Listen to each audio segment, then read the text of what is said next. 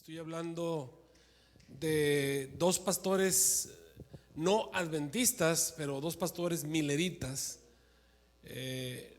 Uno de ellos murió en 1844. Ellos básicamente interpretaron las trompetas.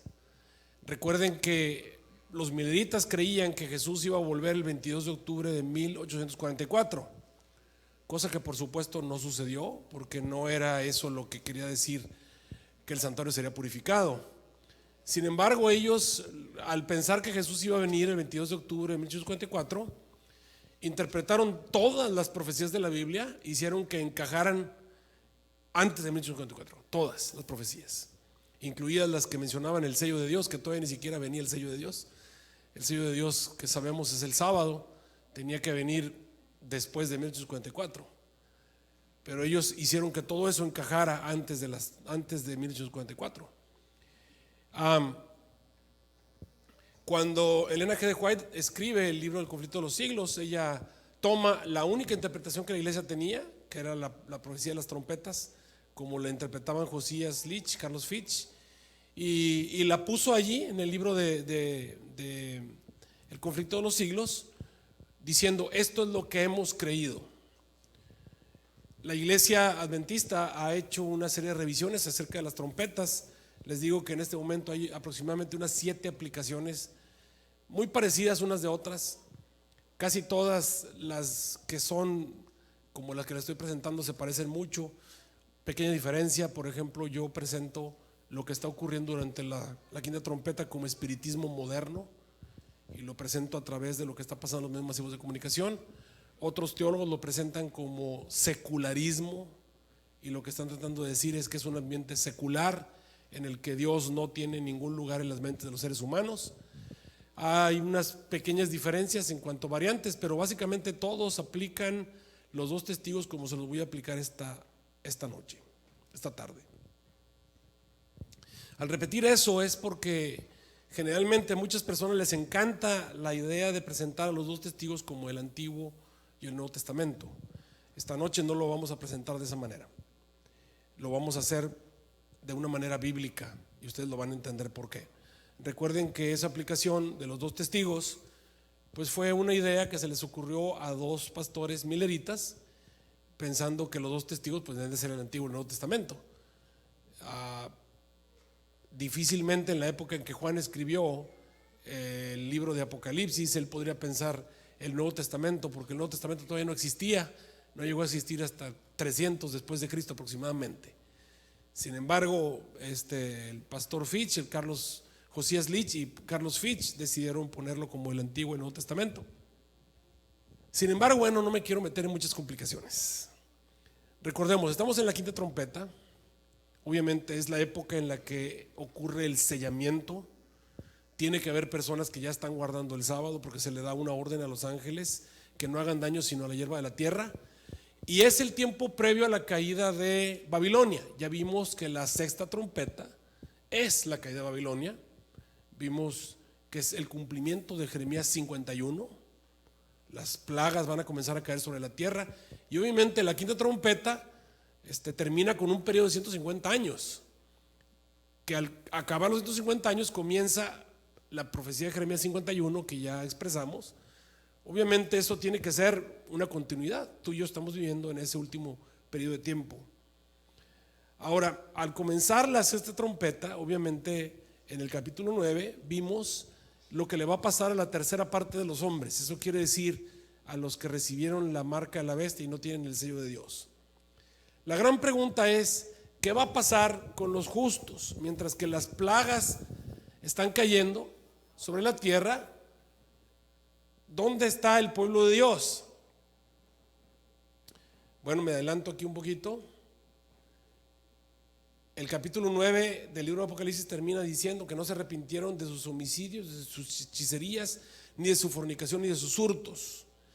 Y mientras el mundo está recibiendo las plagas, ¿qué pasa con los justos? Ayer vimos que el capítulo 10 es un paréntesis en las trompetas, cuya finalidad es mostrarnos al pueblo que cumple la promesa que Dios le hizo a Daniel, de que alguien iba a entender el libro de Daniel. perdón, es cierto, antier, el miércoles, ¿verdad? Sí, no vinimos ayer. El miércoles presentamos el pueblo que cumple la profecía que Dios le hizo a Daniel de que alguien iba a entender su libro. Y ese grupo de personas, el Señor les puso los entendidos. Esos entendidos obviamente son los mileritas, nada más que Dios dejó una pequeña trampa para los mileritas allí. Era la trampa de no haber entendido una doctrina, que es la doctrina del santuario. Quiero recordarles que no era culpa de los mileritas. El santuario fue destruido en el año 70 cuando Tito destruyó el santuario, y la doctrina del santuario se perdió en el tiempo. Nadie hablaba del santuario, nadie presentaba la doctrina del santuario. Eso simplemente se acabó en el tiempo. Pero el Señor le dijo bien claramente a Daniel que al final de los 2300 días el santuario iba a ser restaurado, vindicado, purificado. Y obviamente al llegar a la final de los 1300 días, la doctrina del santuario tenía que ser restaurada. Eso no lo habían entendido los mileritas. Eso tuvo que venir después de 1844, cuando la luz comenzó a ser mayor. Ahora, el Señor tenía la intención de hacer que ese grupo de mileritas, y quiero que recuerden que era un movimiento, eran personas de todas las denominaciones cristianas que había en la tierra. Había mileritas bautistas, mileritas metodistas, anglicanos, presbiterianos, luteranos, episcopales, anabaptistas, luteranos, hasta católicos había allí. Estamos hablando de unitarios, una gran cantidad de cristianos de diferentes denominaciones eran mileritas. Ellos no tenían la más mínima intención de formar una nueva iglesia. No era su intención. Ellos pensaban, el milerita, seguir siendo bautista hasta su muerte. Igual el milerita metodista pensaba ser milerita hasta su muerte, o metodista hasta su muerte. Igual el milerita episcopal pensaba ser episcopal hasta su muerte. El milerita luterano pensaba ser luterano hasta su muerte. Pero cuando llega 1844 y viene el chasco, todos los que no creían en el libro de Daniel y se burlaban de esa interpretación del libro de Daniel y no anhelaban que Jesús viniera, se regocijaron porque Jesús no vino, y lo que hicieron fue que empezaron a expulsar de sus iglesias a todos los chasqueados. Los episcopales sacaron a los mileritas de sus iglesias, los luteranos hicieron lo mismo hicieron los bautistas, metodistas, anglicanos, y todas estas iglesias de pronto empezaron a expulsar del seno de sus iglesias a todos los que habían entendido el libro de Daniel. Curioso, estaban sacando a los entendidos de sus iglesias. Ahora, ¿qué ocurrió? Durante un tiempo anduvieron batallando porque no tenían una iglesia, no tenían una manera de reunirse. Y hay un versículo que dice que no hará nada el Señor Jehová sin que revele lo secreto a sus siervos, los profetas. ¿Qué se necesitaba en ese momento? Tú sabes que la Biblia no les iba a decir lo que tenían que hacer, tampoco les iba a revelar la doctrina del santuario. ¿Qué tenían que hacer? Necesitaban un profeta, y Dios envió, vamos a decir así, visiones a dos personas específicamente en diferente momento para hacerles saber la voluntad de Dios. Pero estas dos personas no quisieron. Finalmente le dio visiones a una jovencita de 17 años, milerita metodista, llamada Elena Gold Harmon, que empezó a tener una visión. Su primera visión fue muy sencilla. Era una visión en la que veía a un grupo de personas caminando hacia el cielo en un camino angosto, y al frente iba Cristo Jesús. Esa visión que ella vio era una visión característica, porque en esa visión ella vio a una serie de personas caminando detrás de Jesús, y los vio con nombre y apellido. Las personas que ella vio en visión pertenecían a todas las iglesias cristianas. Había bautistas, no todos los bautistas, había algunos bautistas, y esos bautistas que estaban allí eran los bautistas mileritas que habían creído en Daniel. había en ese grupo metodistas, pero no todos los metodistas, sino los metodistas que habían creído en Daniel. Y estaban en ese camino episcopales, anabaptistas, luteranos, anglicanos y de todas las denominaciones, pero eran solamente los que habían creído en Daniel. Ese era el pueblo de Dios. Recuerden lo que el Señor dijo: ninguno de los impíos entenderá, pero entenderán los entendidos. Así que ese grupo de personas eran los entendidos. La visión era muy simple. Lo que Dios estaba tratando de decirle a su siervo en ese momento, o a sus siervas, o a su profeta en ese momento, era que ese grupo de personas formaban el pueblo de Dios, aun cuando fueran de diferentes denominaciones. Y que el objetivo que Dios quería es que ese grupo de personas se comenzaran a reunir. Ahora, ustedes recuerdan otra de las visiones que Elena G. White tuvo en ese tiempo. Levantó de pronto una Biblia y se quedó con la Biblia levantada por casi una hora, en el que leyó una cantidad de versículos de la Biblia. Lo que estaba tratando de hacer entender era que el pueblo de Dios tenía que ponerse a estudiar este santo libro y tenían que ponerse de acuerdo, porque Dios no quería que la iglesia fuera una iglesia dividida por doctrinas, dividida por cercos de, vamos a decir así, organizacionales que tenían las diferentes iglesias. Los bautistas, metodistas, anglicanos, presbiterianos nunca se iban a unir, nunca.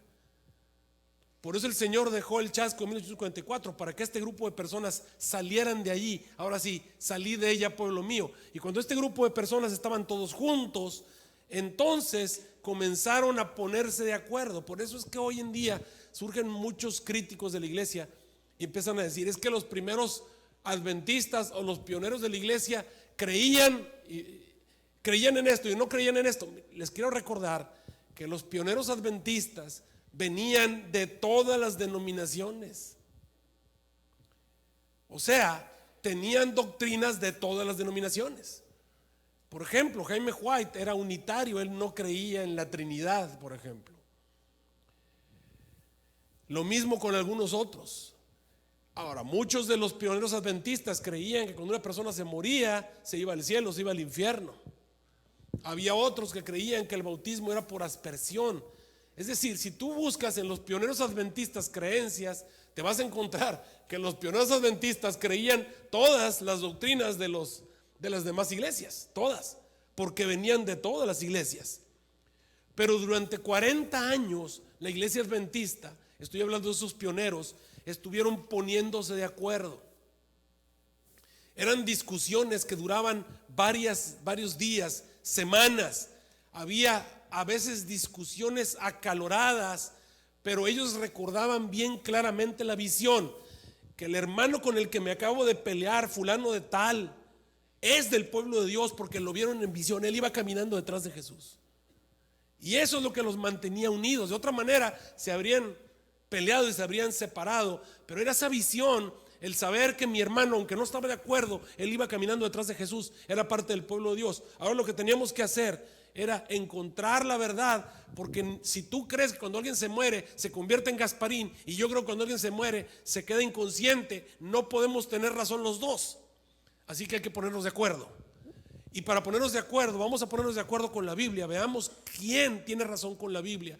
Estas personas se quitaron el amor de los parientes, el amor de los amigos, se quitaron los prejuicios y empezaron a ponerse de acuerdo. Y durante 40 años la iglesia adventista estuvo haciendo un colador de doctrina para finalmente sacar una doctrina pura, una doctrina que no estuviese en contra de la Biblia.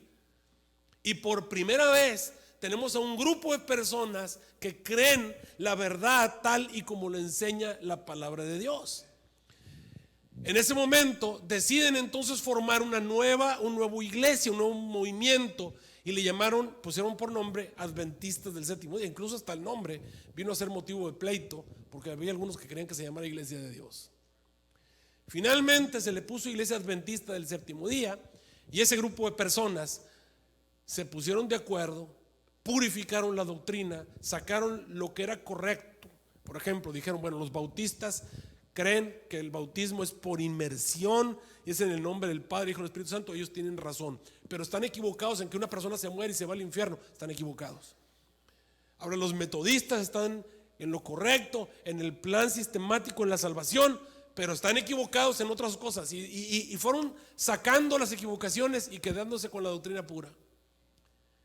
Y en ese momento tenemos entonces el surgimiento de una iglesia que cumplía con las especificaciones de los 144,000, porque una de las especificaciones de los 144,000 es que en sus bocas no fue hallado engaño. Tú te encuentras, por ejemplo, a alguien de la iglesia bautista que te predica cosas buenas en cuanto a la justificación por la fe, cosas buenas en cuanto al bautismo por inmersión, pero de pronto te dice: cuando te mueres te quedas por ahí penando, te vas al infierno, te vas al cielo. En su boca es hallada engaño. ¿Me estás entendiendo? Los 144,000 tienen que ser un grupo de personas que no te enseñan ninguna falsa doctrina. Es por eso que Dios necesitaba un movimiento. Si no hubiese existido el chasco de 1844, esto no habría pasado.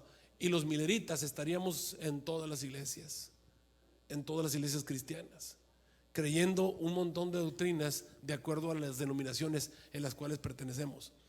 Ahora, ¿qué ocurrió después de 1844? Vino luz en cuanto al santuario, y entonces la iglesia adventista comenzó a hacer una doctrina que además nadie más tiene, que es la doctrina del santuario. Ahora, una vez que hemos entendido Apocalipsis 10, recuerden que hubo dos cosas que tenían que cumplirse.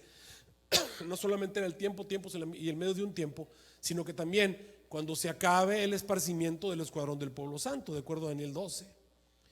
El esparcimiento del escuadrón del pueblo santo. ¿En dónde está el escuadrón del pueblo santo? Pues está esparcido en todas las iglesias. El escuadrón del pueblo santo está esparcido en todas las iglesias. ¿Y cuándo va a venir el Señor Jesús? Cuando se acabe el esparcimiento del escuadrón del pueblo santo. ¿Y cuándo se van a cumplir las maravillas del capítulo 12? ¿Cuándo se va a levantar Miguel? ¿Cuándo se va a acabar la gracia? ¿Cuándo van a comenzar a caer las plagas y va a ser el tiempo de angustia cual nunca ha sido? ¿Cuándo va a ser? Cuando se acabe el esparcimiento del escuadrón del pueblo santo. ¿En dónde está el escuadrón del pueblo santo? Esparcido. ¿En dónde? En todas las iglesias, en todo el mundo. Por eso el Señor dice: es necesario que te levantes y profetices a muchos pueblos, gentes, lenguas y reyes, para que se acabe el esparcimiento del escuadrón del pueblo santo. Y cuando se acabe el esparcimiento del escuadrón del pueblo santo, entonces podemos acabar con la gracia. Se puede levantar Miguel, puede venir el tiempo de angustia cual nunca ha habido, pueden ser libertado tu pueblo, los que están muertos pueden ser resucitados, y los que entendieron van a resplandecer como las estrellas a perpetua eternidad. Es básicamente lo que tiene que ocurrir. Ahora, esta noche vamos a ver desde dónde retoma el capítulo 11 de Apocalipsis la historia que estamos estudiando acerca de las últimas 3 trompetas. Estamos en Apocalipsis capítulo 11, ubíquense todos ahí.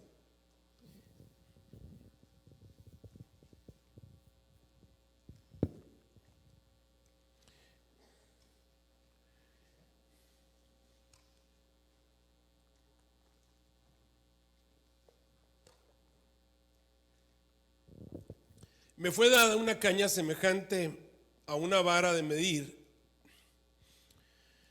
y se me dijo: levántate y mide el templo de Dios, y mide el altar y a los que adoran en él, y deja fuera el patio que está fuera del templo, no lo midas, porque es dado a los gentiles. Y estos gentiles hollarán la ciudad santa 42 meses, que son 1260 días. Y daré a mis 2 testigos, y ellos profetizarán por 1260 días, vestidos de sacos.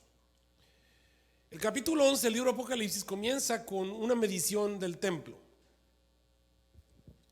La medición del templo representa el final del juicio. Ahora, ustedes saben que el santuario es una croqueta del plan de salvación. Es una maqueta del plan de salvación. Es como cuando el arquitecto te hace una maqueta. Una maqueta quiere decir una casita, una muestra pequeña del plano. Si tú vas a construir una casa, el arquitecto te hace una maqueta de tu casa. Eso quiere decir que te hace una casita chiquita. No va a ser tu casa chiquita, sino que allí están incluso guardando las dimensiones de lo que va a ser tu casa en grande. Esa es una maqueta. Cuando Dios hizo una demostración del plan de salvación a través del santuario. Dios nos enseñó cómo el hombre se puede salvar, con lujo de detalles. El santuario es tan extenso y tan complicado, hay una gran cantidad de ritos y ceremonias en el santuario, que podríamos pasarnos meses estudiando el santuario. En realidad, escuchen bien lo que les estoy diciendo, la doctrina del santuario es una doctrina en desarrollo. A ver, ¿qué dije otra vez? La doctrina del santuario es una doctrina en desarrollo. ¿Qué quiere decir? Que todavía no la tenemos concluida, la entendemos parcialmente. De hecho, no hay ninguna iglesia que entienda la doctrina del santuario. La única iglesia que está desarrollando esta doctrina están ustedes sentados aquí. La Iglesia Adventista del Séptimo Día es la única iglesia en la tierra que está desarrollando el estudio del santuario. En realidad, todavía ustedes pueden encontrar dentro de la iglesia, hay una gran cantidad de disputas a nivel teológico en cuanto a ciertos significados, a ciertas ceremonias, a ciertos ritos en el santuario que realmente no sabemos para qué fueron. Yo les puedo mencionar algunos porque la gran mayoría de ustedes nunca se han puesto a leer Levítico, pero pónganse un día a leer Levítico y van a ver que es un rompecabezas bien hecho. Es una cosa bien difícil de leer Levíticos. Cuando ven todos los ritos y ceremonias, van a encontrar que a veces la sangre del cordero se derramaba, por ejemplo, en el suelo, a veces se derramaba abajo del altar, a veces se rociaba sobre las paredes del altar, y a veces se ponía sobre los cuernos, y a veces se ponía aceite y a veces no, y había un montón de diferentes tipos de ofrendas, y se van a encontrar con un montón de diferentes tipos de sacrificios. Se van a encontrar que, por ejemplo, el sacrificio que había para los leprosos era un sacrificio bien extraño. Venían y les ponían aceite en las orejas a los leprosos, ¿verdad? Les ponían un montón de cosas allí, y uno dice, bueno, ¿y todos esos ritos y ceremonias qué? Bueno, les digo, es una doctrina en desarrollo, estamos todavía estudiándola, ¿no? No podemos decirle, ya entendimos la doctrina del santuario, es algo que no hemos entendido completamente, la hemos entendido parcialmente, porque el santuario, todos los ritos y todas las ceremonias y todo lo que ahí se realizaba, tenía el objetivo de presentarte el plan de salvación. Y básicamente lo que se está realizando en el cielo, ahí hay un montón de cosas que hemos entendido, pero hay un montón de cosas que no hemos entendido. Ahora, cuando nos dice Apocalipsis 11, levántate y mide el templo y mide el altar y a los que adoran en él, te está indicando ya el final del juicio. Básicamente, todo depende en medidas. Hay ciertas medidas que se tienen que completar. Por ejemplo, ¿se acuerdan cuando estaban debajo del altar las almas de los que habían sido muertos? Que decían, Señor, ¿hasta cuándo no juzgas y vengan nuestra sangre los que moran en la tierra? Apocalipsis 6:11. ¿Hasta cuándo, Señor? No vas a juzgar, venga nuestra sangre. Y dice, y les fueron dadas sendas ropas blancas, y se les dijo que reposasen todavía un poco de tiempo hasta que se completara el número de sus consiervos que van a tener que ser muertos como ellos. O sea, hay una medida que se tiene que cumplir, y la medida es el número de mártires. Bueno, hay que ver si ya se completó el número de mártires, por eso van a medir el altar. Ahora también sabemos que el Señor dice, bueno, detengan, no suelten los vientos hasta que terminemos de sellar el número de señalados, 144,000. Entonces hay un número que se tiene que completar, el número de señalados, el número de mártires. Estos ángeles estaban a punto de salir sobre la tierra hasta que se fuera la hora, día, mes, año. Estaban esperando la hora, día, mes, año, o sea, hasta que se complete el tiempo. Entonces, cuando se le pide a Juan que venga y mida el templo, es para ver si ya dieron las medidas, si ya se completaron los grupos, si ya se completaron los números. O sea, a ver si ya se puede terminar el juicio, si ya se puede terminar con la intercesión, si ya se puede acabar la gracia. Es un tiempo que se tiene que cumplir, es un número de mártires, es un número de salvados, es un número de sellados. Todo eso tienes que medirlo para ver si ya se completó. Entonces Juan se levanta y se va a medir el templo, y no solamente el templo, sino que también mide el altar. Eso quiere decir que está a punto de acabarse el ministerio en el santuario. Pero me llama la atención que se le dice a Juan que no mida el atrio. Estamos en San Juan 11. Veamos con detenimiento lo que estamos estudiando ahí. Dice: me fue dada una caña semejante a una vara de medir y me dijo: levántate, mide el templo de Dios y mide el altar y mide a los que adoran en él. Versículo 2: pero deja fuera el atrio que está fuera del templo, no lo midas, porque el atrio es dado a los gentiles. Ahora, ¿por qué les llama gentiles? Bueno, déjenme explicarles algo acerca del atrio. Básicamente, cuando ustedes estudian el santuario, van a encontrar el plan de salvación representado. Cuando una persona, por ejemplo, quería encontrar perdón y salvación y justificación, traía un cordero al santuario, se ponía al lado del altar del sacrificio. Ese estaba en el atrio, y ahí al lado del altar del sacrificio confesaba su pecado sobre el cordero. Eso es lo primero que tiene que hacer una persona para salvarse: aceptar el plan de Dios, aceptar a Cristo Jesús. La persona acepta a Jesús, cree en el Señor Jesús, en su propiciación. Ese es el primer paso en la salvación. Tú aceptas al Cordero de Dios que quita el pecado del mundo. Entonces el pecador ponía sus manos sobre el cordero. Ese es el paso número 1, ahí en el altar. El que creyere, ¿y qué sigue? Y fuere bautizado. Entonces, después del altar, el siguiente mueble que te encontrabas era el lavacro, que representa el bautismo. La persona acepta a Jesús, paso número 1. Paso número 2, se bautiza. Paso número 2. Luego, ¿qué tiene que hacer? Lo que tiene que hacer es ir al lugar santo, porque es lo que sigue, el lugar santo. En el lugar santo se le llamaba el lugar diario. O sea, la persona que acepta a Jesús en el altar, la persona que se bautiza en el lavacro, lo que tiene que hacer después de bautizarse es ir todos los días al lugar santo. En el lugar santo había 3 muebles. Había 3 muebles. Estaba la mesa de los panes de proposición, que representa el alimento espiritual. Estaba el candelero, que representa las buenas obras. ¿Por qué me refiero a las buenas obras? Porque Jesús dijo: así alumbre vuestra luz delante de los hombres, para que vean vuestras buenas obras y glorifiquen a vuestro Padre que está en los cielos. Las buenas obras obviamente hechas y guiadas por el Espíritu Santo. Y la persona no solamente tiene que hacer buenas obras, sino que también tiene que permitir que el Espíritu Santo dirija su vida. Después de que aceptamos a Jesús, ¿qué recibimos? Al Espíritu Santo, ¿no es cierto? Entonces nota, la persona que acepta a Jesús en el altar y se bautiza, todos los días tiene que ir al lugar santo, todos los días come el pan espiritual, todos los días permite que el Espíritu Santo dirija su vida, y todos los días hace obras de bien. Y el altar del incienso representa la oración.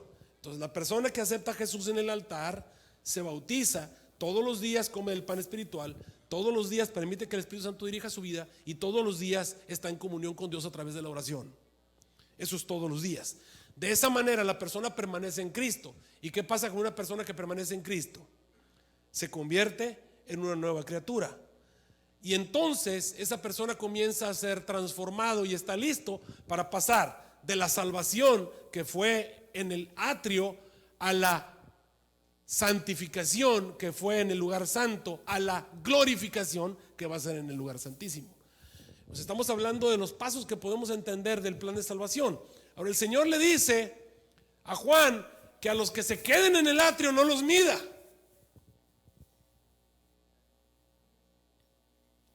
O sea, a los que se queden en estos 2 muebles, aquí tengo el cursor, si pueden ver la flechita negra, ahí está. A los que se queden ahí, a esos no los midas, con estos 2 muebles que están aquí atrás. O sea, a los que se quedan en estos 2 muebles, a esos no los midas. Son personas que dicen que aceptaron a Jesús y se bautizaron y se quedaron ahí. Esos ni los midas, porque están perdidos. Esto es algo nuevo, porque Marcos 16:16 dice que el que creyere y fuere bautizado será salvo.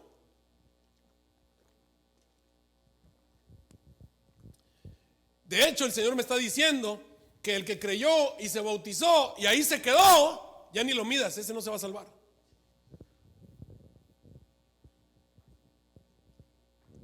Porque hay un montón de gente que se queda allí. Aceptó a Jesús y se bautizó, y luego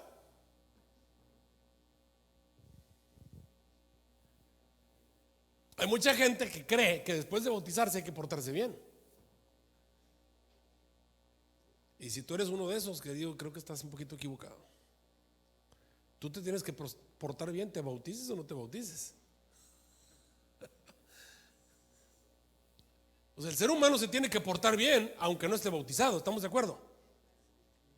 Hay señores que dicen, no, pastor, es que yo tomo mucho. Hermano, pues tú tienes que dejar de tomar, ¿te bautices o no te bautices? Oh, pastor, es que yo transgrado el sábado. Hermano, tienes que dejar de transgredir el sábado, ¿te bautices o no te bautices? No, es que yo tengo problemas con mi matrimonio. Pues tienes que arreglar tu matrimonio, ¿te bautices o no te bautices? No, es que yo me peleo mucho, soy muy maldiciente. Tienes que dejar de decir maldiciones y tienes que portarte bien, ¿te bautices o no te bautices? O sea, la gente cree que después de bautizarse hay que portarse bien. No te vas a portar bien. Es más, todos los que estamos aquí bautizados nos seguimos portando mal.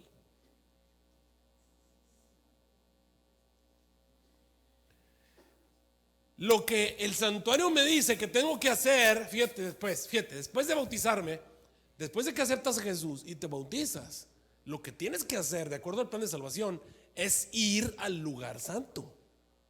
¿Cuántos? ¿Cada cuánto? Todos los días.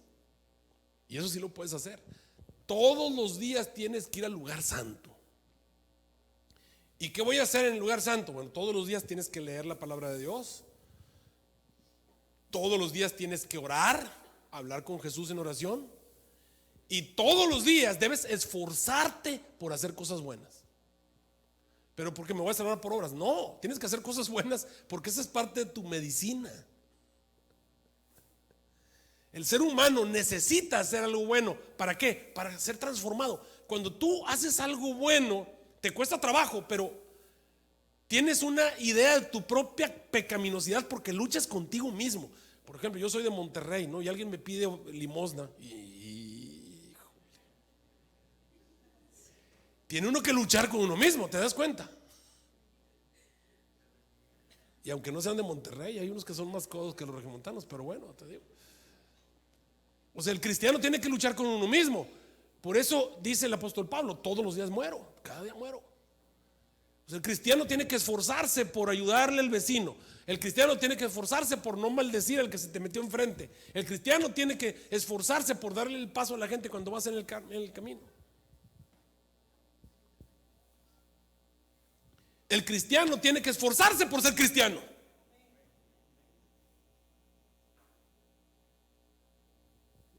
Y es que no puedo. Bueno, pues pídele al Señor que obre en ti el querer como el hacer, por su buena voluntad. Ahora, la persona tiene que estar comunicándose con el Señor en oración y tiene que estar estudiando su palabra y tiene que estarse esforzando por hacer el bien. ¿Y cuándo hace eso? Todos los días. La persona que aceptó a Jesús y se bautiza y está en el lugar santo todos los días, esa persona el Señor la está contando como salva. ¿Me estás entendiendo? Pero el que nomás aceptó a Jesús y se bautizó y hasta ahí, ese ni lo midas. Ese ni lo midas. De hecho, el Señor dice, no lo midas, porque el lugar, el atrio es dado a los gentiles. La palabra gentil quiere decir extraño. ¿Por qué es extraño? Porque no conoce a Jesús, no ha caminado con Jesús. ¿Cómo caminas tú con Jesús? Pues orando, hablando con Él todos los días. Esa es la manera en la que tú caminas con Jesús. ¿Cómo más? Pues escuchando sermones, escuchando cantos del Señor, leyendo la Biblia. Así es como yo camino con Jesús. ¿Cómo más? Haciendo su voluntad. No todo el que me dice Señor, Señor entrará en el reino de los cielos, sino el que hace la voluntad de mi Padre que está en los cielos.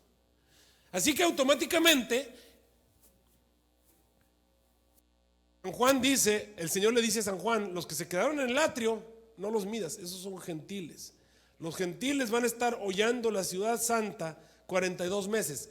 42 meses es el periodo de los 1260 años o 1260 días de los cuales hablamos. Dice, y yo les voy a dar mis dos testigos, estoy en el versículo 3, y ellos profetizarán por 1260 días vestidos de sacos. O sea, 1260 días vestidos de sacos. 1260 días vestidos de sacos quiere decir con muchos problemas. La Edad Media, la época en la que el papado reinó desde el 538 hasta 1798, fue una época terrible para la predicación del evangelio y el pueblo de Dios batallaba mucho para poder sobrevivir. Una época en que Ser contrario al romanismo era estar condenado a muerte. Versículo 4, hablando de los dos testigos. ¿Quiénes son los dos testigos? Y vamos a interpretar los dos testigos. Y para eso vamos a ver lo que la Biblia dice. Estamos en Apocalipsis 11. Estos dos testigos son las dos olivas y los dos candeleros que están delante del Dios de toda la tierra. ¿Qué dijo que son? Las dos olivas y los ¿qué? Dos candeleros delante del Señor. Si yo te digo un gigante y 5 piedras, ¿a dónde quiero que vayas? Y si te digo un barco y muchos animales, ¿a dónde quiero que vayas? Y si te digo una burra que habla, ¿a dónde quiero que vayas? Bueno, ahora me están diciendo 2 olivas y 2 candeleros. ¿En dónde está eso en la Biblia? Eso está en Zacarías. Zacarías. Vamos a Zacarías. Zacarías capítulo 4. Y vamos a ver si está allí. Vamos a Zacarías capítulo 4 y veamos si ahí están las 2 olivas y los 2 candeleros a los que nos está enviando. ¿Se ha fijado cómo Apocalipsis nos ha estado enviando? Nos mandó al librito abierto, a las profecías cerradas y selladas de Daniel 12, nos envió a el librito que te comes y es dulce en la boca en Ezequiel capítulo 2, ¿se acuerdan? Ahora nos está enviando a Zacarías. Mira lo que dice Zacarías capítulo 4.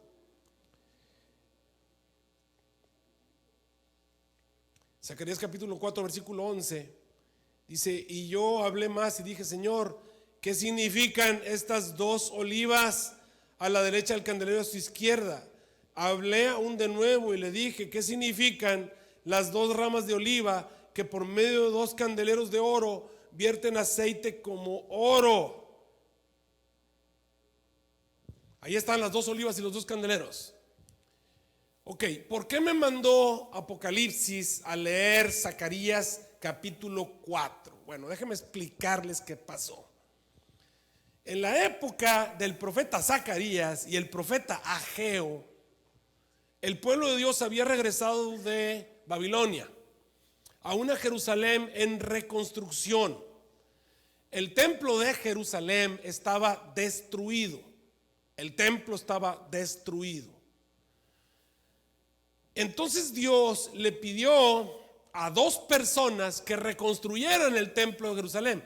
Recuerden que el templo de Jerusalén había sido construido por Salomón. Salomón, que fue el rey más rico que alguna vez tuvo Israel, y prácticamente tuvo todo el material que su papá le había conseguido durante muchos años. Estoy hablando de David. Obviamente, el templo de Salomón era una obra impresionante, una de las grandes maravillas de la antigüedad, un templo hermoso, lleno de oro, llenos de obras de arte, llenos de cosas maravillosas. Pero ese templo fue destruido por Nabucodonosor.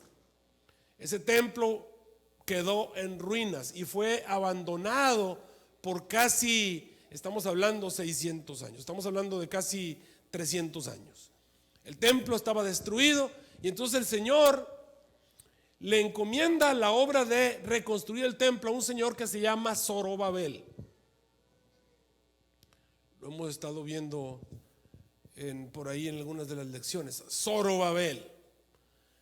A Zorobabel el Señor le encarga que él reconstruya el templo. Y vamos a decirlo así, al sacerdote que estaba en ese momento, se llama Josué. Josué y Zorobabel son los encargados de reconstruir el templo. Y cuando Zorobabel va a ver el lugar donde estaba el templo, que era el monte de Sión, se encuentra con unas tremendas piedras enclavadas en el suelo, se encuentra con unas tremendas hondonadas y con unas situaciones totalmente no uniformes en las cumbres de ese monte. No encuentra un lugar en el que se pueda construir y se da cuenta que es una misión muy difícil. Aparte de eso no tiene ejército, aparte de eso no tiene fuerza, aparte de eso no tiene dinero.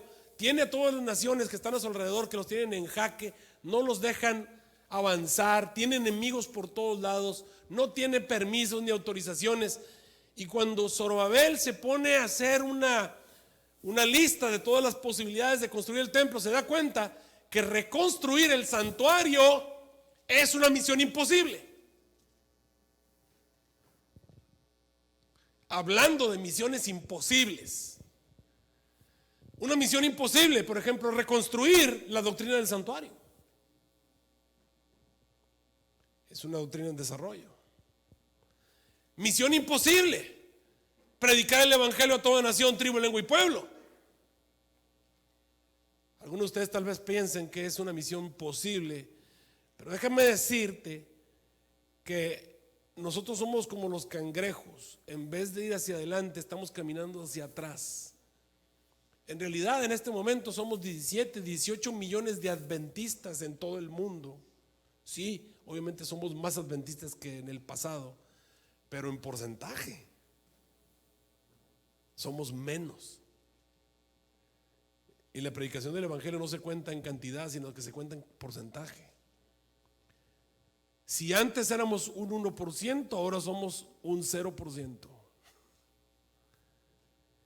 O sea, lo que estoy tratando de decirte es que así como nosotros crecimos a 18 millones, también los habitantes del mundo crecieron a 7,000 millones de seres humanos. Y nuestros 17 millones comparados con los 7,000 millones de seres humanos son mucho menos porcentaje que lo que éramos hace 50 o hace 100 o hace 172 años, cuando el movimiento milerita surgió. En realidad, en vez de ir avanzando, hoy la misión es más difícil que hace 172 años. Hablando de misiones imposibles. Y tú me dirás, bueno, a través de internet. ¿Tú crees que la gente nos ve a través de internet? A través del radio. ¿Tú crees que la gente nos oye a través del radio? A través de la televisión. ¿Tú crees que la gente se pone a escuchar? ¿Cuántos de ustedes escuchan el sermón de otra denominación? Ustedes ven un pastor ahí y se quedan oyéndolo. Bueno, así como ustedes no lo hacen, nadie en el mundo se pone a escuchar, por ahí uno que otro, de vez en cuando. Pero la Biblia no dice que va a ser terminada la predicación a través de los medios masivos de comunicación. La Biblia dice que va a ser terminada por testimonio. Misión imposible. Misión imposible. El Señor le da una misión imposible a Zorobabel, una misión que no se puede cumplir. Y Zorobabel está desanimado. Entonces el Señor arrebata en visión a Zacarías. Por eso nos mandó Apocalipsis a ver esta visión. ¿Qué vio en visión? Bueno, lo que vio en visión fue 2 árboles de olivo. Ahora, el árbol de olivo es el árbol de la aceituna, que de paso a mí me encantan las aceitunas. Hay mucha gente, bueno, las aceitunas no se pueden comer así naturalmente. Si ustedes se comen, la cortan así el árbol y se la comen, es súper extra archirrecontra amarga. No sé cuántos de ustedes alguna vez han tomado una aceituna y se le han dado una mordida así directa del árbol. Es muy amarga. Pero las aceitunas se ponen en salmuera y es otra cosa. Son sabrosísimas, ¿no es cierto? Claro, las pones con sal y pues ya la cosa cambia. Es otra cosa. Bueno, las aceitunas. El árbol de aceituna, en este caso el árbol de oliva, era muy preciado en la época antigua porque de la aceituna sacaban el aceite. ¿Se acuerdan cómo lo hacían? Bueno, agarraban las aceitunas, le quitaban obviamente el hueso, le quitaban toda la carnita, la ponían en un molcajete, una especie de molcajete, y la apachurraban así, la apretaban, la molían y empezaba a salir un líquido que llamamos el aceite de oliva. Y obviamente ese aceite lo quitaban con una especie de sedazo, un pedazo de tela, y quedaba obviamente ese líquido claro que podían utilizar como aceite para las lámparas o para el combustible o para lo que quisieran, o para cocinar o para remedios o lo que fuera. Así que este árbol es el que produce el aceite, y ese aceite se usaba en los candeleros. Entonces en la visión él ve a 2 olivas, las ve con 2 candeleros de oro, y él está viendo allí, y de pronto está viendo la visión y no sabe lo que quiere decir. Y entonces viene un ángel y le pregunta. Vamos a ver en Zacarías capítulo, fíjense todos ahí, Zacarías capítulo 4. Viene y le pregunta.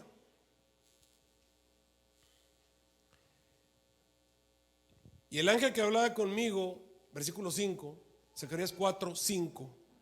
Y el ángel que hablaba conmigo respondió y me dijo: ¿sabes qué quiere decir esto?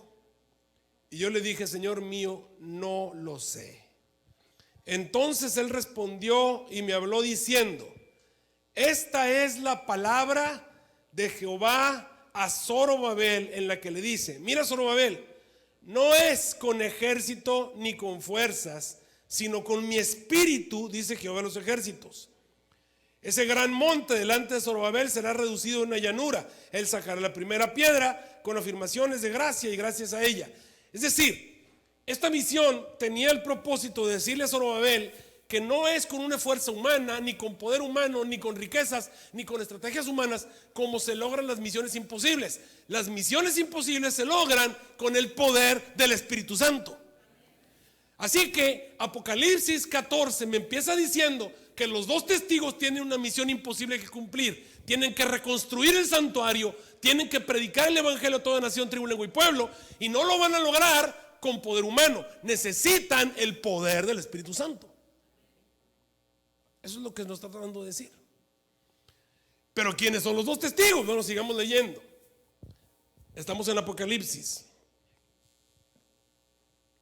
Apocalipsis capítulo 11, versículo 4 y 5.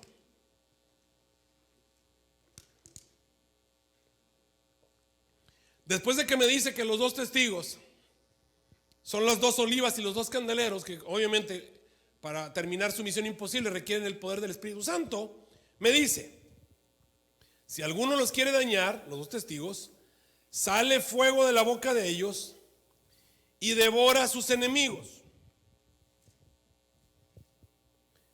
Si alguno les quiere hacer daño, es necesario que sea muerto. Okay. ¿Quién en la Biblia hizo que de su boca saliera fuego y consumiera a sus enemigos, a los que le querían hacer daño? Bueno, ese fue Elías. ¿Quién dije que fue? Elías. En Segunda de Reyes capítulo 1 se van a encontrar al profeta Elías. Sucede que el rey,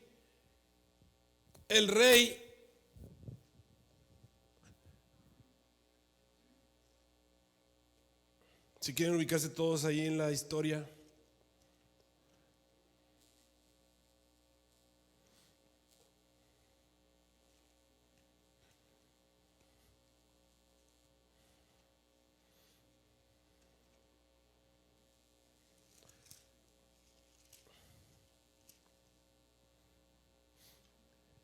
se puso enfermo, se cayó de una de las celosías de su casa.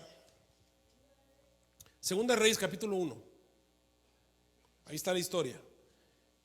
El rey Ocosías se cayó del techo de su casa, se hizo una herida, se puso muy grave, y entonces mandó consultar a Baal-Zebub. Baal-Zebub allá en Ecrón, en la tierra de Sidón. Y cuando mandó a unos emisarios a consultar a Baal-Zebub para saber si se iba a morir. Y cuando estos emisarios iban en camino hacia la tierra de Ecrón, allá en Baal-Zebub, para consultar a Baal-Zebub, se encontraron a Elías. Ellos no sabían que era Elías, pero vieron a un hombre que estaba arriba de un cerro. Lo vieron que estaba allá arriba del cerro. Y este hombre se puso de pie y les dijo: ¿por qué el rey Ocosías ha enviado a consultar a un ídolo? No hay Dios en Israel para que ustedes vayan a ir a consultar a Baal-Zebub en Ecrón. Por tanto, Jehová le manda a decir al rey que no va a vivir, sino que ciertamente va a morir. Obviamente estos hombres se quedaron admirados de que, acuérdense que no había internet, ni teléfono, nada de eso. Y van en el camino y ven un hombre que está arriba de un cerro. O sea, ellos salieron con el rey directo y se encontraron con ese hombre arriba del cerro que les dijo que no fueran a consultar a Baal-Zebub. Sabía que iban a ver a Baal-Zebub y sabía para qué iban, y sabía que el rey estaba enfermo y que el rey quería saber si iba a morir o no. O sea, automáticamente se dieron cuenta que esto era de Dios, se dieron media vuelta y se regresaron con el rey. Y cuando llegaron con el rey les preguntó: ¿qué pasó? ¿Qué dijo Baal-Zebub? Dijo: no, ni llegamos. Sucede que en el camino nos encontramos con un hombre que nos dijo así y así, que te vas a morir. Y dijo: ¿y cómo era el hombre? Le dijeron: bueno, pues andaba vestido con una piel de camello y un cinto de cuero. Y era un hombre muy velludo. De ahí sabemos que tenía mucho vello Elías.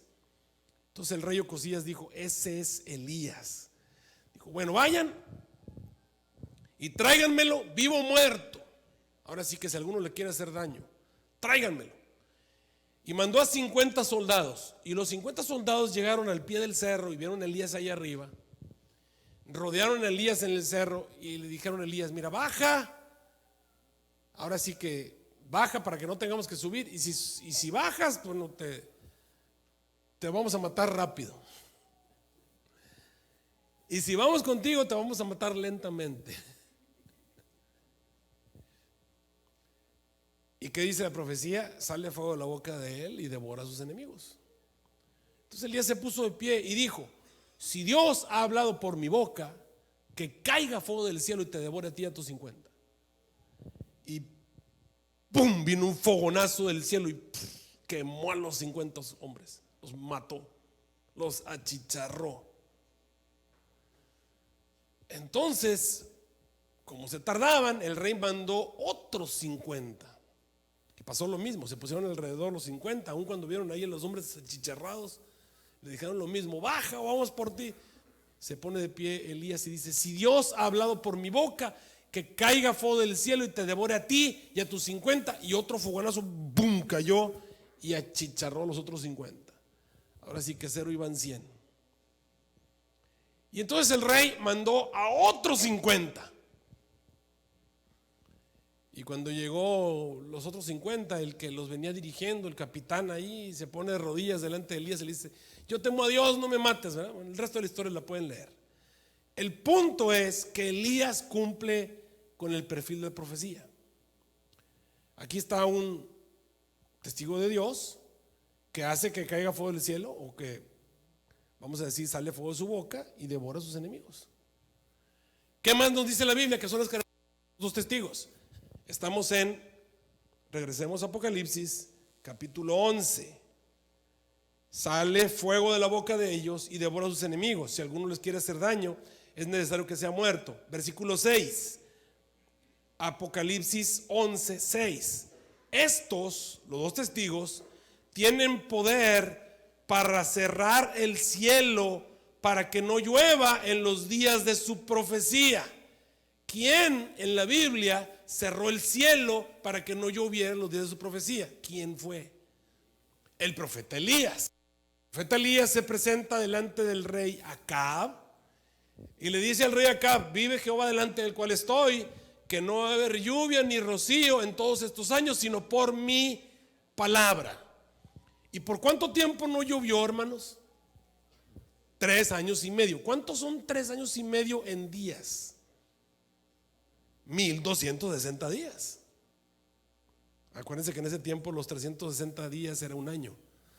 Así que tiempo y la mitad, 1260 días. Por 1260 días no llovió. Vive Jehová delante del cual estoy, que no va a haber lluvia ni rocío sino por mi palabra. Así que van 2 para Elías. ¿Se acuerdan ustedes? Esos 3 años y medio no llovió. Y era por palabra de Elías. De hecho fueron y buscaron a Elías. Hasta que Elías oró, fue que volvió a llover. Estamos en Apocalipsis 11, versículo 6. Estos tienen poder de cerrar el cielo para que no llueva los días de su profecía. Y tienen poder sobre las aguas para convertirlas en sangre. ¿Quién en la Biblia convirtió el agua en sangre? Moisés. Moisés convirtió el agua en sangre. De paso, hermanos, ¿en dónde está Elías en este momento? ¿Se fijaron lo que dijo de los 2 testigos? Que están delante del Señor de toda la tierra. Vamos a leer: los 2 olivas y los 2 candeleros que están ¿dónde? Delante del Señor de toda la tierra. ¿En dónde está Elías? ¿Es un hijo de aceite Elías? ¿Estaba ungido con el Espíritu Santo? Hasta tenía una doble porción, ¿no? Okay. Moisés convertía el agua en sangre.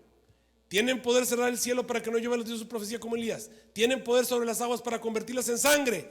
Y tienen poder para herir la tierra con plagas cuantas veces quisieran. ¿Quién hirió la tierra con plagas? 2 para Elías, 2 para Moisés. ¿En dónde está Moisés, hermanos?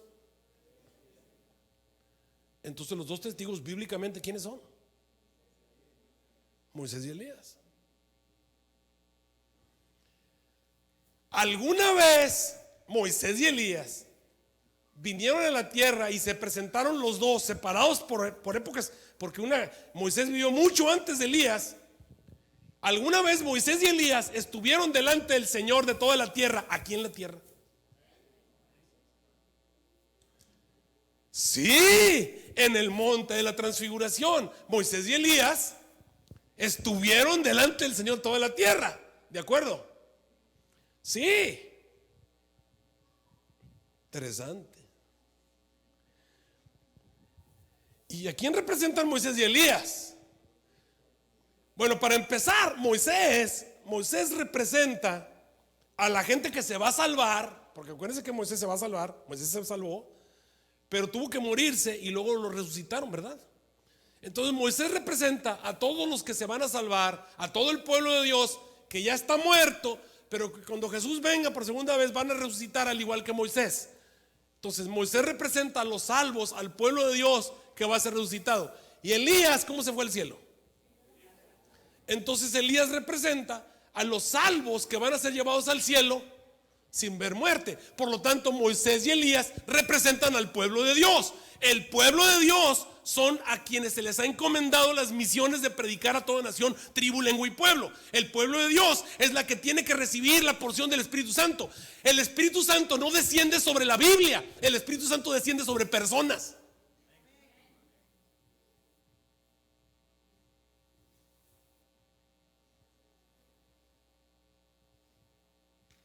Es el pueblo de Dios. ¿Hay alguna profecía en la Biblia? ¿Hay alguna profecía en la Biblia donde estén Moisés y Elías? ¿Habrá alguna profecía en la que en la Biblia te digan Moisés y Elías, te los mencione por nombre? Aunque usted no lo crea, sí. ¿Y en dónde está esa profecía? Está en el libro de Malaquías. Le vamos a Malaquías. La forma más rápida, vete a Mateo 1 y dale vuelta hacia atrás. Ahí está Malaquías. Y no se preocupen, hermanos, no son diezmos y ofrendas. Y vamos a leer todo el capítulo de Malaquías 4, todo el capítulo. Ya les vi cara de asustados. Son 6 versículos, así es. Y mira, vamos a ver lo que dice allí. Obviamente Moisés y Elías representan al pueblo de Dios. Pero mira lo que dice Malaquías 4. Porque aquí viene el día ardiente como un horno, y todos los soberbios y todos los que hacen maldad serán estopa. Aquel día que vendrá los abrazará, ha dicho Jehová de los ejércitos, no les dejará ni raíz ni rama. Hermanos, eso que está ahí, que estamos leyendo, ¿ya ocurrió o todavía está en el futuro? El día ardiente como un horno, ¿ya vino? No, el día ardiente como un horno es en la venida de Cristo, ¿estamos de acuerdo? Aquí vendrá el día ardiente como un horno, ese todavía no viene, está en el futuro. Y todos los soberbios y todos los que hacen maldad serán estopa. Aquel día que vendrá los abrazará, ha dicho Jehová de los ejércitos, el cual no les dejará ni raíz ni rama. Además, lo podemos entender como el milenio, al final del milenio, cuando descienda fuego del cielo y consuma a todos los pecadores. Versículo 2. Mas a vosotros, los que teméis mi nombre, nacerá el sol de justicia, y en sus alas traerá salvación, y saldréis y saltaréis como becerros de la manada, y hollaréis a los malos, los cuales serán ceniza bajo la planta de vuestros pies en el día que yo hago, ha dicho Jehová de los ejércitos. ¿Ok? ¿Qué tenemos que hacer? ¿Para qué me da esta profecía? Nomás me está diciendo que nos van a quemar. Sí, que van a quemar los pecadores. Sí, pero ¿qué tengo que hacer? Versículo 4. Acuérdense de la ley ¿de quién? Ah, cara, ya apareció Moisés. Acuérdense de la ley de Moisés. Miren, este versículo me encanta para que se lo presenten a un pentecostés, a un bautista, metodista, anglicano, todos los que no quieren guardar el sábado, todos se lo agarran. Y le dicen primero, a ver, vamos a leer Malaquías 4. Malaquías 4. Y le dices, el día ardiente como un horno, ¿está en el futuro o en el pasado? Y te va a decir, no, pues está en el futuro el día ardiente como un horno. Ok, fíjate cuál es la recomendación de Malaquías. La recomendación de Malaquías para prepararme para el día ardiente como un horno es que guarde la ley de Moisés. ¿Qué tengo que hacer? ¿Guardar qué? La ley de Moisés. Y entonces te va a decir, no, porque son retesquivos para ese tipo de cosas, ¿no? Te encuentran un montón de excusas para no guardar el sábado. Y te dicen, no, pues entonces hay que hacer los sacrificios y la circuncisión y todas las leyes levíticas y los ritos y las ceremonias. Y te van a empezar con esa que ya te cansan cuando te dicen ese tipo de cosas.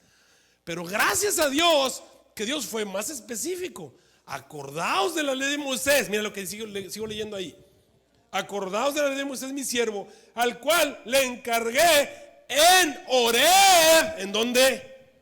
En Horeb, ordenanzas y leyes para todo Israel. Pausa, tiempo fuera. Y cuando tú te vas a la Biblia y te vas y buscas cuáles fueron las leyes y las ordenanzas que Dios le dio a Moisés en Horeb, te vas a encontrar que las únicas ordenanzas que Dios le dio a Moisés en Horeb son los 10 mandamientos.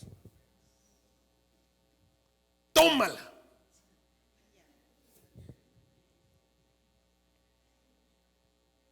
Lo único que le dio en Horeb fueron los 10 mandamientos. Así que más específico no puede ser. 10 mandamientos. ¿De acuerdo?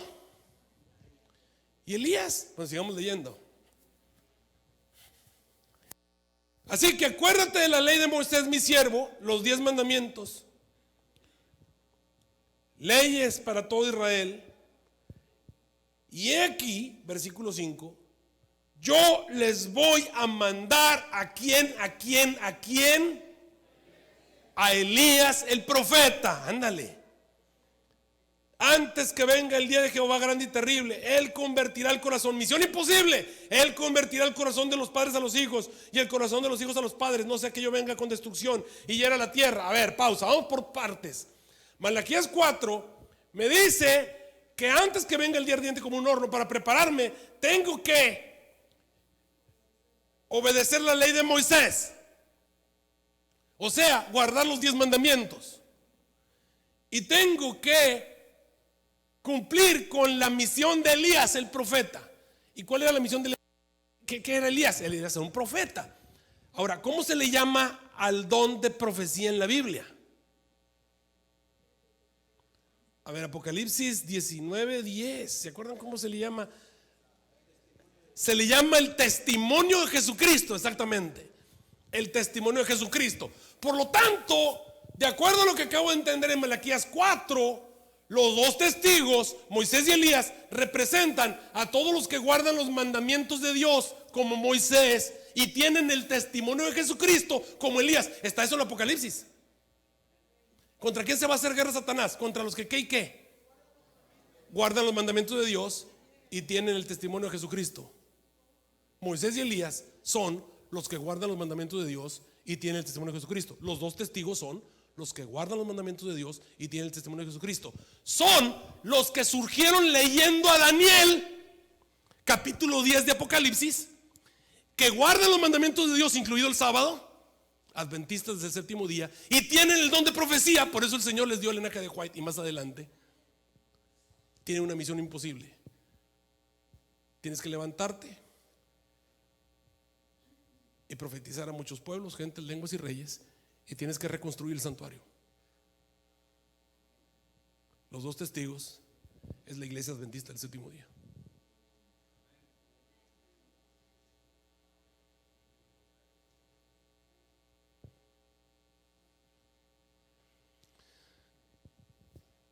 ¿Y cómo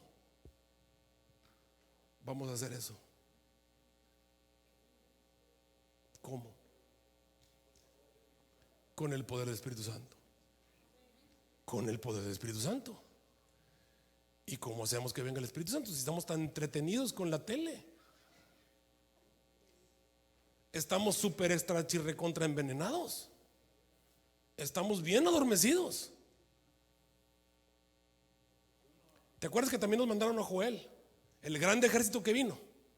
Ese ejército que vino, las langostas que vinieron y se comieron todo lo que había, el saltón y el revoltón, y que se comieron todo entre las dos lluvias. ¿Te acuerdas qué fue lo que dijo Joel que teníamos que hacer? Teníamos que rasgar nuestros vestidos, no, rasgar el corazón y no solamente los vestidos. Entre la entrada y el altar llorar, caer de rodillas, ayunar, pedirle perdón al Señor, suplicarle al Señor que perdone esa heredad. Y entonces el Señor va a enviar la primera y la lluvia tardía como al principio. Y el Señor va a restituir todo lo que ese ejército se comió.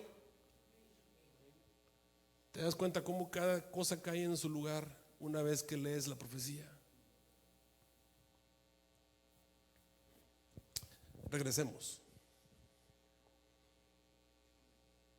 Tenemos una misión imposible.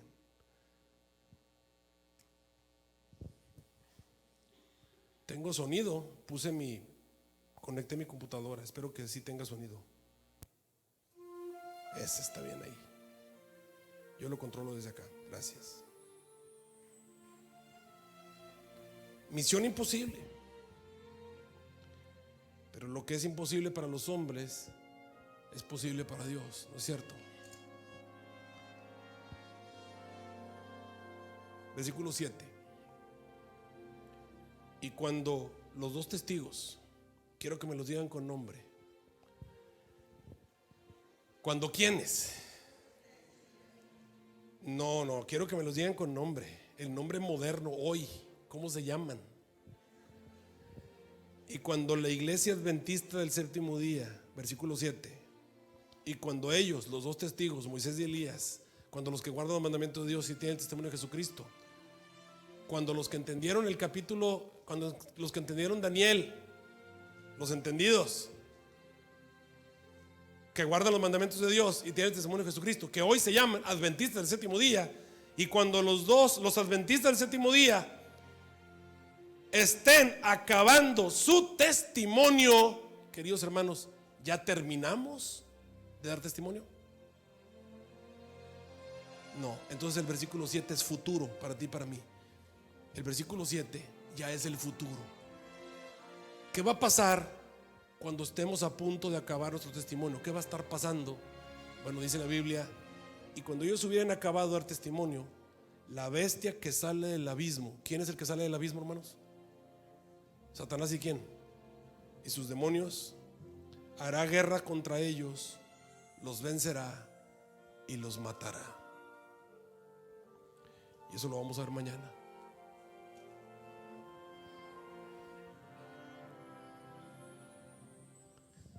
Y eso lo vamos a ver mañana. Es hermoso saber quiénes somos, porque estamos aquí. ¿No es cierto? Se da uno cuenta que Dios ha guiado todo. Dios tenía un libro cerrado y sellado y lo mandó a los cristianos en el tiempo del fin, para que sus verdaderos hijos, al leer la profecía, al leer el libro de Daniel, pudiesen entender y pudiésemos identificar al pueblo de Dios.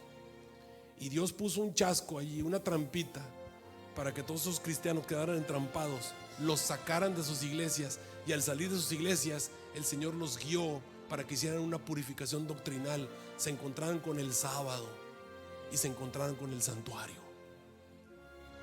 Dios quería que esta iglesia surgiera. Tenía una misión para ellos. ¿Sabes cuál es la misión? Es la misión de Elías. ¿Para qué servía Elías? Para hacer que lloviera otra vez. 1260 años de sequía. Dios quiere que vuelva a llover. Necesita que venga la lluvia otra vez. Pero es en base a la oración. Es en base al revivimiento y la reforma que la lluvia tardía va a venir otra vez. Y esa lluvia tiene que venir, porque de otra manera no podemos terminar la predicación del evangelio. Y hay un requisito: sí, ya se cumplió el tiempos y la mitad, pero todavía falta que se acabe el esparcimiento del escuadrón del pueblo santo. ¿Y te acuerdas cuáles fueron las palabras de Jesús? Será predicado el evangelio del reino y entonces vendrá el fin. Ah, qué requisito tan difícil, pero tiene que cumplirse. De otra manera Jesús no puede venir. Tenemos que terminar de predicar. ¿Y qué vamos a hacer tú y yo? Esta noche yo te quiero invitar a tomar una decisión. El Señor Jesús necesita que tú trabajes para Él. El Señor Jesús te necesita. Necesita fieles trabajadores, cristianos valientes, que estén dispuestos a vivir para Cristo Jesús.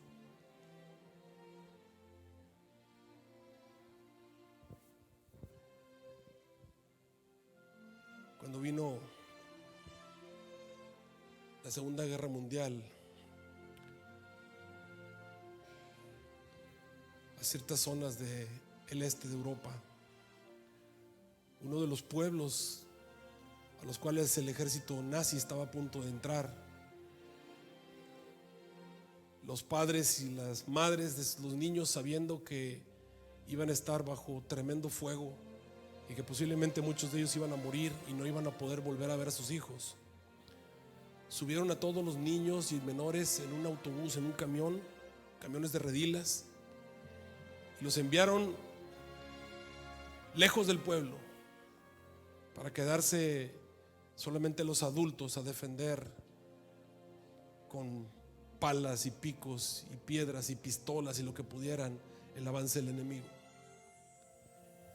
Y el momento en que las madres estaban despidiendo de sus hijos, pensando que tal vez no los iban a volver nunca más a ver, nunca más,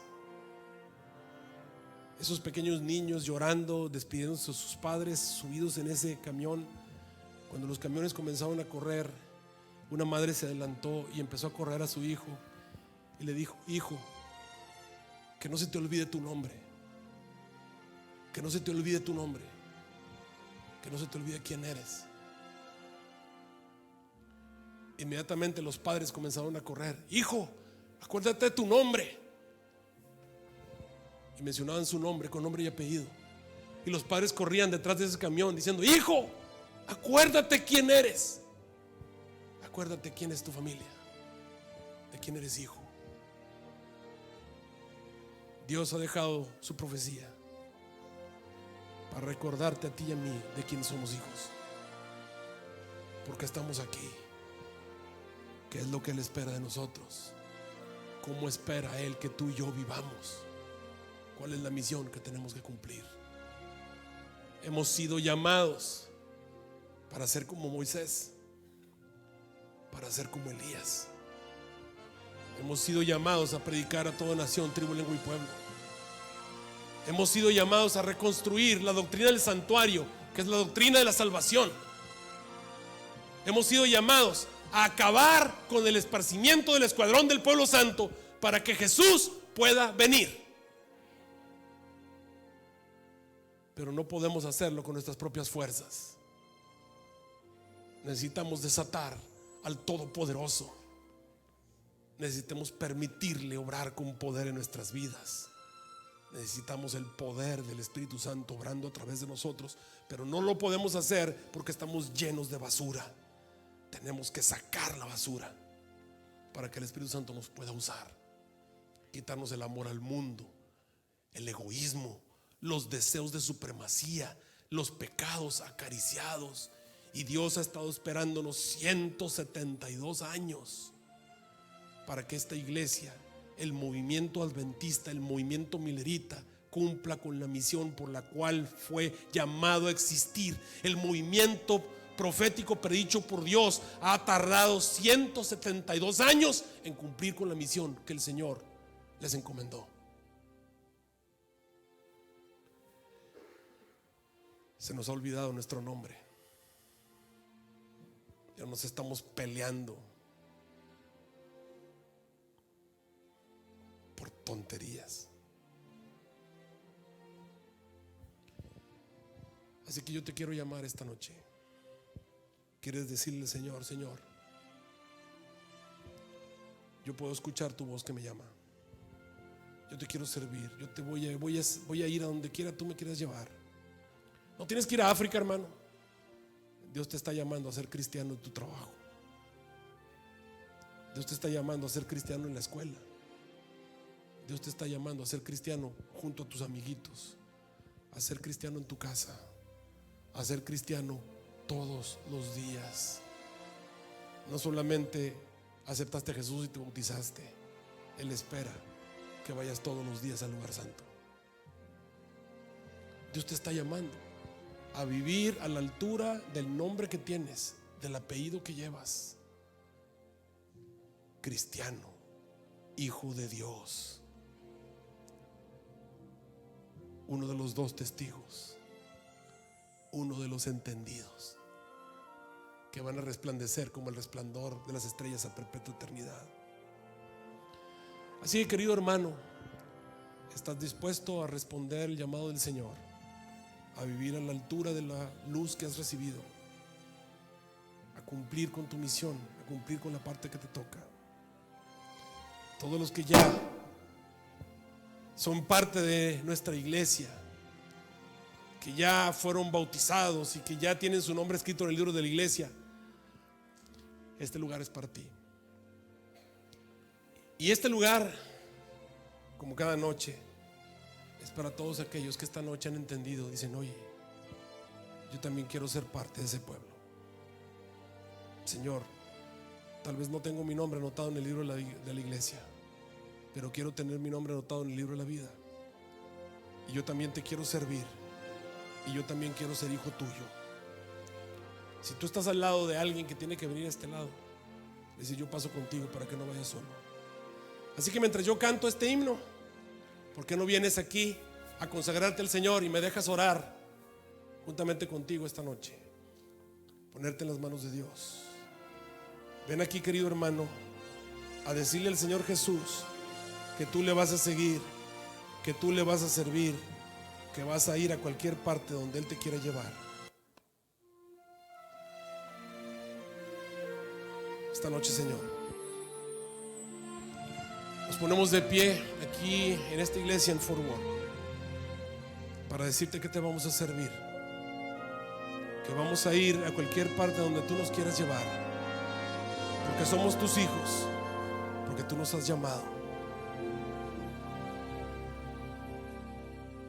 Dame oídos para oírte, dame pies y andaré, manos para el afligido, dame fe y te seguiré.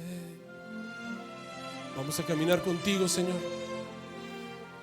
Dame amor por el perdido, que yo sea del mundo luz.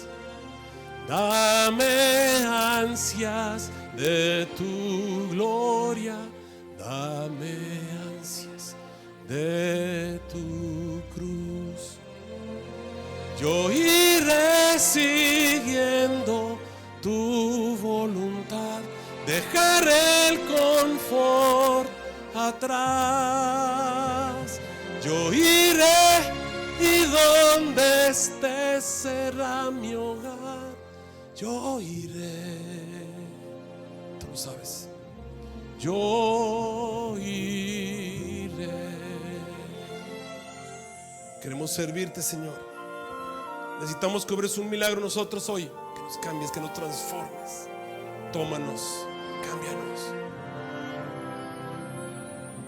Dejaré mis ambiciones, cortaré cualquier raíz que me impida despojarme de lo que no sea de ti, de lo que no sea de ti. Por la fe te seguiré, tu poder yo vestiré, yo iré siguiendo tu voluntad, dejaré el confort atrás, yo iré y donde este será mi hogar. Yo iré, yo iré,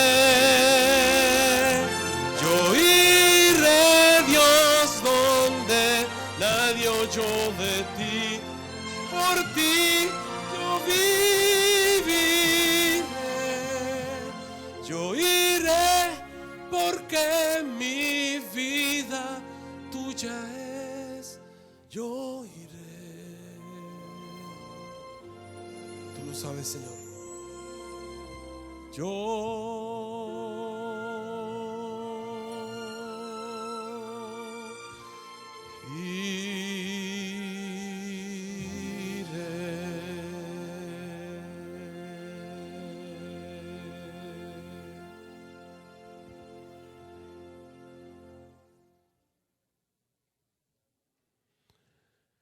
El día de mañana va a haber una ceremonia bautismal aquí en la iglesia. No sé, yo creo que todavía hay tiempo. Si hay alguien que también quiere unirse para participar de esta ceremonia bautismal, siéntese en plena libertad de acercarse. No es un ser humano el que te está llamando. Es el Rey de Reyes, Señor de Señores, Cristo Jesús. Estas interpretaciones que tú has leído en la Biblia han hecho vibrar tu corazón. Ese es el Espíritu Santo tocando la puerta de tu corazón. Has llegado a entender, no es por fuerzas humanas, es porque Dios está en esta iglesia y Él te está llamando. Es tiempo de tomar decisiones. Es tiempo de unirse al pueblo de Dios. Es tiempo de ser llamado por su nombre. Este es un movimiento. Hay muchas ovejas en otros lugares que tienen que ser llamados. Y las ovejas de Dios oyen su voz y la conocen. Tú sabes que es el Señor Jesús el que te está llamando. Es hoy. Es hoy que tienes que tomar una decisión.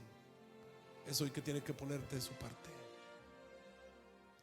Nuestro Dios y nuestro Padre Celestial, esta noche nos hemos puesto de pie, entendiendo que tenemos una misión imposible que cumplir y no tenemos ninguna fuerza para lograrlo. Solamente es mediante tu poder. Y si no tenemos tu poder es porque hay demasiada basura, demasiada suciedad, inmundicia en nuestras vidas. Necesitamos que tú nos cambies, que nos transformes, que tú nos limpies. Obra un milagro hoy en nosotros. Estamos aquí, Señor. Queremos ser parte de tu pueblo. Queremos servirte. Úsanos hoy en tu servicio. Ponemos todo lo que somos a tus pies. Bendice especialmente a las personas que están aquí a mi derecha. Se han puesto de pie. Quieren ser parte de tu pueblo.